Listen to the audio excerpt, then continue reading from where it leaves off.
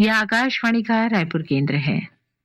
जिले की चिट्ठी कार्यक्रम में लीजिए अब सुनिए कोरिया जिले की चिट्ठी।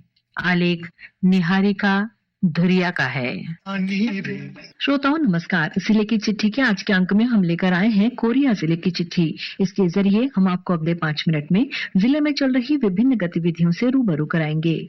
श्रोताओं, शिक्षा का अधिकार अधिनियम RTE के तहत निजी स्कूलों में प्रवेश के लिए तीसरा और अंतिम चरण 22 जुलाई से शुरू होगा। स्कूल शिक्षा विभाग के अनुसार 17 से 21 जुलाई तक जिला स्तर पर विद्यालयवार RTE की रिक्त सीटों के बारे में बताया जा रहा है।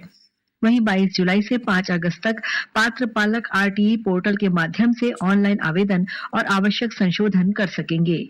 10 से 14 अगस्त तक ऑनलाइन लॉटरी काउंसलिंग के माध्यम से चयनित बच्चों की सूची जारी की जाएगी।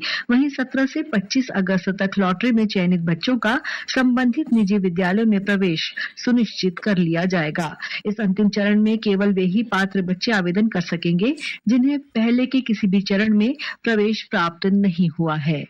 श्रोताओं, जिला कलेक्टर रोक्तिमा यादव ने हाल ही में राजस्व विभाग के अधिकारियों की समीक्षा बैठक लेकर जिले में संचालित राजस्व कार्यों और लंबित प्रकरणों की समीक्षा की। बैठक में कलेक्टर ने निर्देश दिए कि जिन प्रकरणों में मैदानी अथवा गैर कृषि भूमि का सीमांकन किया जाना है उनका तत्काल निराकरण किया जाए। वहीं जिन प्रकरणों में खड़ी फसल होने से किसानों को असुविधा हो सकती है ऐसे सीमांकन 15 अक्टूबर के बाद किए जाएं।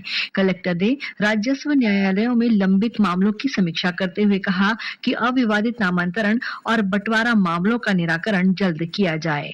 श्रोताओं, कैच द रेन अभियान के तहत कोरिया जिले में छत्तीसगढ़ राज्य ग्रामीण आजीविका मिशन बिहान द्वारा बीते 17 जुलाई को वर्षा का जल बचाव विषय पर जन जागरूकता रैली निकाली गई।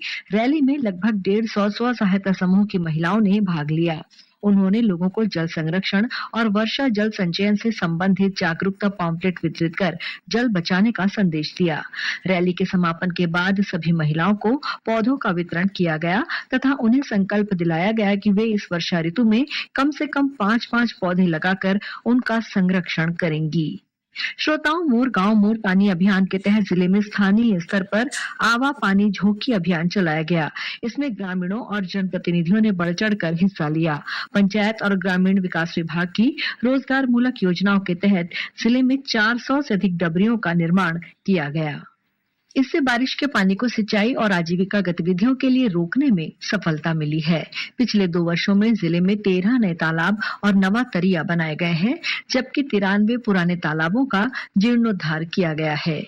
श्रोताओं, प्रदेश में खरीफ मौसम के लिए प्रधानमंत्री फसल बीमा योजना के तहत 12 जुलाई से पंजीयन की प्रक्रिया शुरू हो गई है।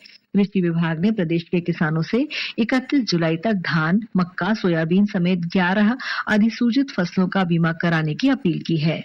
मौसम विभाग द्वारा अल नीनो के प्रभाव से अनियमित या कम वर्षा की आशंका जताए जाने के बीच कृषि विभाग ने कहा है कि फसल बीमा किसानों को प्राकृतिक आपदाओं से होने वाले नुकसान के विरुद्ध आर्थिक सुरक्षा प्रदान करेगा। कृषि विभाग ने किसानों से फसल क्षति होने पर 72 घंटे के भीतर इसकी सूचना संबंधित विभाग, बैंक, बीमा कंपनी या टोल फ्री नंबर 14447 पर देने की अपील की है। श्रोताओं, जिले के सोनत विकासखंड के घुघरा स्थित एकलव्य आदर्श आवासीय विद्यालय में स्मार्ट टीवी के माध्यम से डिजिटल शिक्षा की शुरुआत की गई है। इसके जरिए बच्चों को विज्ञान, गणित, भूगोल जैसे विषय अब 3D एनिमेशन, शैक्षिक वीडियो और ग्राफिक्स के माध्यम से पढ़ाए जा रहे हैं। विद्यार्थियों को ऑनलाइन व्याख्यान, प्रतियोगी परीक्षाओं की अध्ययन सामग्री और विभिन्न शिक्षण ऐप्स का लाभ भी मिल रहा है। इससे पढ़ाई अधिक रोचक और प्रभावी होने के साथ विद्यार्थियों की डिजिटल साक्षरता और सामान्य ज्ञान में भी बढ़ोतरी हो रही है।